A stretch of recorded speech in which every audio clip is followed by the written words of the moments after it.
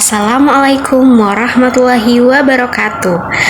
Halo semuanya, jumpa lagi dengan saya Puspawati Pou. Nah teman-teman, di video pembelajaran minggu lalu saya sudah membahas materi tentang evaluasi media pembelajaran. Nah di video pembelajaran kali ini saya akan membahas materi tentang pembuatan media pembelajaran di sekolah dasar. Jadi teman-teman tetap stay nonton video pembelajaran ini, dan semoga video yang saya sampaikan ini atau yang saya paparkan ini bisa bermanfaat bagi teman-teman semua. Simak video pembelajarannya dengan baik-baik. Oke teman-teman, saya akan membahas poin yang pertama, yaitu unsur-unsur yang terdapat dalam pembuatan media pembelajaran.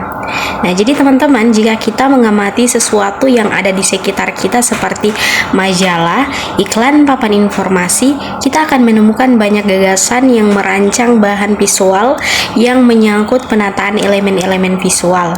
Tatanan elemen-elemen itu harus dapat menampilkan visual yang dapat dimengerti, terang atau dapat dibaca dan menarik perhatian sehingga mampu menyampaikan pesan yang diinginkan oleh penggunaannya. Nah, jadi yang pertama itu ada unsur kesederhanaan. Nah, jadi secara umum kesederhanaan itu mengacu kepada jumlah elemen yang terkandung dalam suatu visual. Jumlah elemen yang lebih sedikit memudahkan siswa untuk menangkap dan memahami pesan yang disajikan oleh visual itu. Kata-kata harus memakai huruf sederhana dengan huruf mudah terbaca dan tidak terlalu beragam dan dalam tampilan visual. Kalimat-kalimat harus ringkas tetapi padat dan mudah dimengerti. Kemudian unsur keterpaduan. Nah, keterpaduan ini mengacu pada hubungan yang terdapat di antara elemen-elemen visual yang ketika diamati akan berfungsi secara bersama-sama. Nah, elemen-elemen itu harus saling terkait dan menyatu sebagai suatu keseluruhan sehingga visual itu merupakan suatu bentuk menyeluruh yang dapat dikenal, dapat membantu pemahaman pesan dan informasi yang dikandungannya. Kemudian yang ketiga, unsur penekanan. Nah, konsep yang disajikan memerlukan penekanan terhadap salah satu unsur yang menjadi pusat perhatian siswa dengan menggunakan ukuran hubungan-hubungan yang perspektif warna atau ruang penekanan yang dapat diberikan pada unsur yang terpenting. Kemudian ada unsur keseimbangan. Bentuk atau pola yang dipilih sebaiknya menempati ruang penayangan yang memberikan persepsi keseimbangan meskipun tidak seluruhnya simetris. Keseimbangan yang seluruhnya simetris disebut keseimbangan formal dengan menampakkan dua bayangan visual yang sama dan sebangun yang cenderung tampak statis.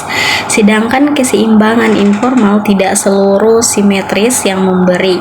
Selanjutnya ada unsur bentuk. Nah, bentuk yang aneh dan asing bagi siswa dapat membangkitkan minat dan perhatian. Oleh karena itu, pemilihan bentuk sebagai unsur visual dalam penyajian pesan perlu diperhatikan. Kemudian ada unsur garis.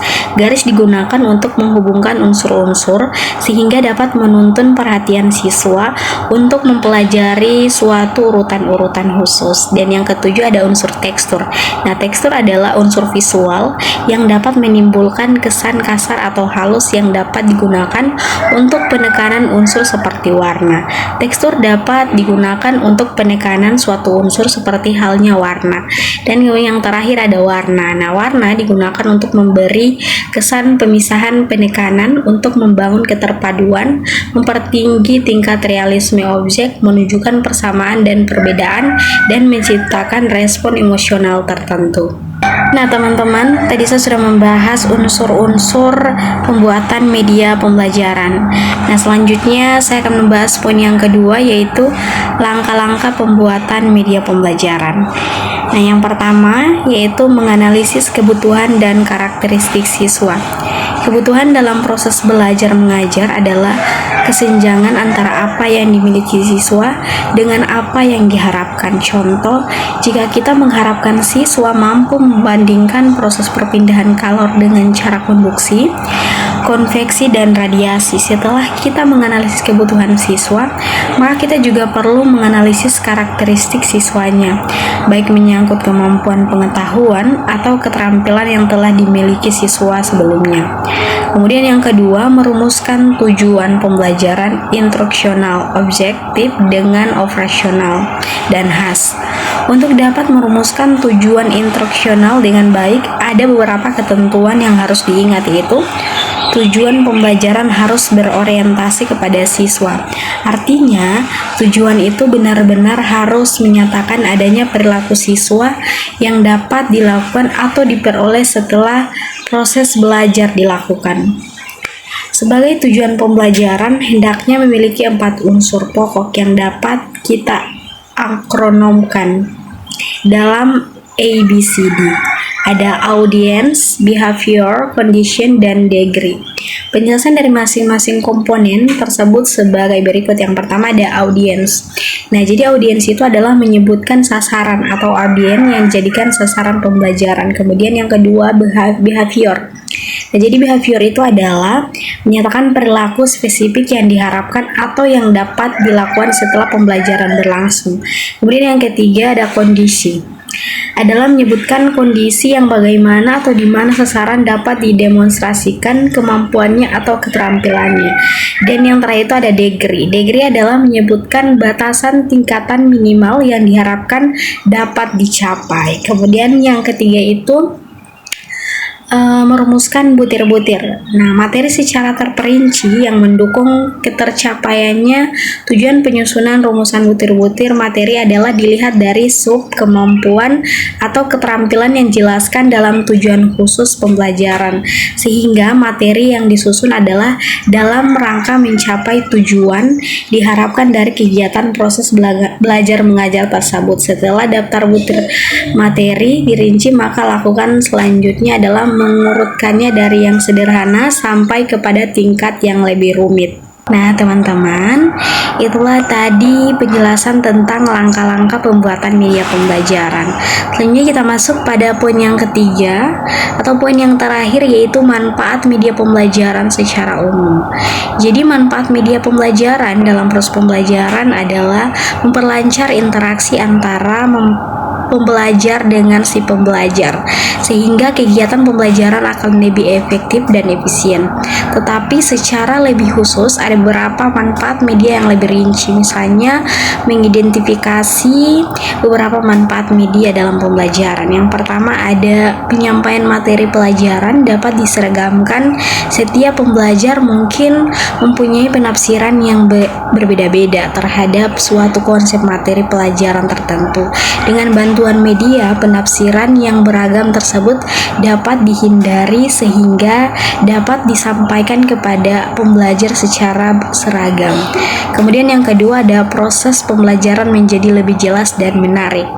Dengan berbagai potensi yang dimilikinya, media dapat menampilkan informasi melalui suara, gambar, gerakan, dan warna, baik secara alami maupun manipulasi.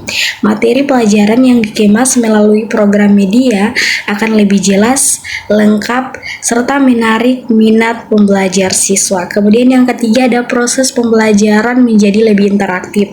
Nah, jika dipilih dan dirancang secara baik, media dapat membantu pembelajar dan si pembelajar melakukan komunikasi dua arah secara aktif selama proses pembelajaran. Tanpa media, seorang pembelajar mungkin akan lebih cenderung berbicara satu arah kepada pembelajar.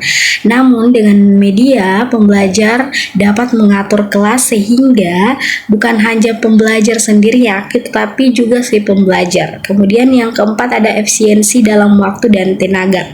Nah, kita dengar dari pembelajar adalah selalu kekurangan waktu untuk mencapai target kurikulum. Sering terjadi pembelajar menghabiskan banyak waktu untuk menjelaskan suatu materi pelajaran. Kemudian yang kelima, meningkatkan kualitas hasil belajar si pembelajar. Penggunaan media bukan hanya membuat proses pembelajaran lebih efisien, tetapi juga membantu pembelajar menyerap materi pelajaran lebih mendalam dan utuh. Yang terakhir yaitu media memungkinkan proses pembelajaran dapat dilakukan di mana saja dan kapan saja. Media pembelajaran dapat dirancang sedemikian rupa sehingga pembelajar dapat melakukan kegiatan pembelajaran secara lebih leluasa kapanpun dan dimanapun tanpa tergantung pada keberadaan seorang pembelajar. Nah teman-teman, itulah pembahasan poin terakhir sekaligus menutup video pembelajaran kali ini, yaitu tentang manfaat media pembelajaran. Nah teman-teman, semoga video pembelajaran yang saya bahas dari pertama hingga saat ini bisa bermanfaat bagi teman-teman semua, dan jangan lupa like, comment, and subscribe. Bye bye. Wassalamualaikum warahmatullahi wabarakatuh.